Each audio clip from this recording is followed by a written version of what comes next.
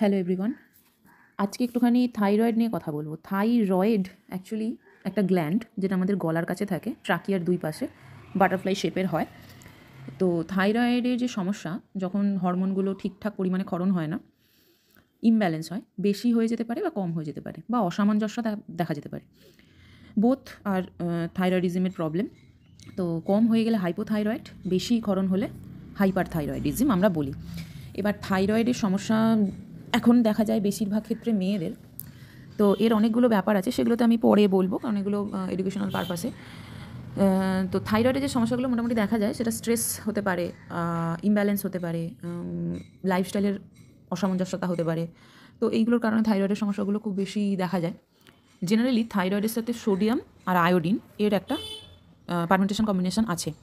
Iodine সমৃদ্ধ খাবার এবং খনিজ লবণ সমৃদ্ধ খাবার যদি খাওয়া যায় ঠিকঠাক পরিমাণে, তাহলে কিন্তু থাইরয়েডিজমের সমস্যা হয় না। আর মেয়েদের থাইরয়েডিজমের প্রবলেমটা একটু বেশি রাদার দ্যান মেল। তো মেয়েদের ক্ষেত্রে অনেক প্রবলেমস থাকে, হরমোনাল ইমব্যালেন্সের থেকে আরম্ভ করে নিজের চিন্তা খুব একটা করে না, মোটামুটি বাড়ির সবার চিন্তা করতে করতে নিজের চিন্তা করা হয় না।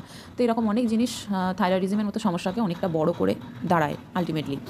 তো থাইরয়েডের জন্য মেন যেটা, আয়োডিন সমৃদ্ধ খাবার বেশি দরকার, যেখানে আয়োডিন ফর্টিফাইড যে ফুডগুলো আছে, অর্থাৎ আমাদের টেবিল সল্ট, খাদ্য লবণ, আয়োডিন সমৃদ্ধ খাদ্য লবণ, এছাড়া কিছু সি ফুড বা ফিশের মধ্যে পাওয়া যেতে পারে। এছাড়া যে সমস্ত খাবারগুলো মোটামুটি প্রোটিন রিচ, দুধ, দই, পনির, এরকম ধরনের খাবারগুলো, এছাড়া হচ্ছে ডিম, মাছ যারা রেগুলার খান তাদের ক্ষেত্রে সমস্যা হওয়ার কথা নয়।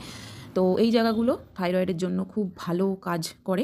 এছাড়া কি হয়, এগুলো যারা পরিমিত খায় কিন্তু তবু থাইরয়েডের প্রবলেম দেখা যায়, তার কারণ হচ্ছে মানসিক সমস্যা বা মেন্টাল প্রেশার, মানসিক চাপ।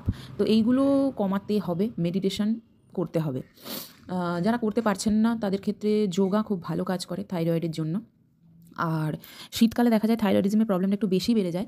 যারা ওষুধ খাচ্ছেন না এবং যারা ওষুধের মধ্যে আছেন, বোথ মেডিকেটেড অ্যান্ড মানে মেডিকেশনের মধ্যে আছেন আর নন মেডিকেশন, প্রত্যেকেই যেটা করে ফেলেন থাইরয়েডের ক্ষেত্রে শীতকালে, সেটা হচ্ছে গয়ট্রোজেনাস কিছু ফুড, মানে ক্রুসিফেরাস ভেজিটেবলসগুলো ইনটেক করতে থাকেন লিমিটলেস। তো যাদের ক্ষেত্রে ইনফ্লামেশন আছে বডিতে বা যাদের এই থাইরয়েডিজমের প্রবলেম আছে, তারা কিন্তু ক্রুসিফেরাস ভেজিটেবলসগুলো একটু কম ইনটেক করুন। লাইক ফুলকপি, বাঁধাকপি, ব্রকোলি, শালগম, টার্নিপ, ওলকপি, মূলো, এইগুলোকে একটু কমাতে হবে। এবং সোয়া রিচ খাবারগুলো, সয়াবিন অয়েল, সোয়া মিল্ক, সোয়া সস, এই জিনিসগুলোকে বন্ধ করতে হবে।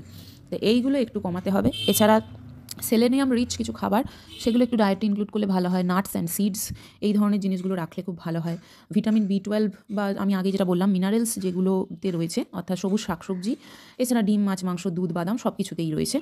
আর সর্বোপরি ভিটামিন ডি এর অভাবে থাইরয়েড সমস্যা কিন্তু হয়। তো অনেকের বাড়িতে রোদ এসে পৌঁছায় না। তো সেই ক্ষেত্রে চেষ্টা করুন দিনের 10 থেকে 15 মিনিট ছাদে বা যে জায়গা দিয়ে রোদ আসছে সেইখানে বসে থাকতে। সানস্ক্রিন মেখে নয়, কারণ সান প্রোটেকশন ফ্যাক্টর সান লাইটকে আমাদের ত্বকে বা স্কিনে অ্যাবজর্ব হতে দেবে না।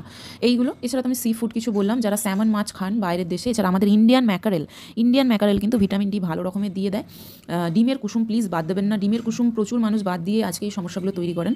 তো এই জায়গাগুলো যদি একটু ঠিক রাখা যায়, তো থাইরয়েড থেকে কিন্তু মুক্তি পাওয়া যাবে। এবং সর্বোপরি ব্যায়াম অথবা যোগব্যায়াম, এবং এই সব কিছু যদি আমরা ঠিকভাবে পালন করতে পারি, তাহলে হাইপোথাইরয়েডিজম বা হাইপার থাইরয়েডিজম থেকে নিজেদেরকে বাঁচিয়ে রাখতে পারি এবং ভালো থাকতে পারি।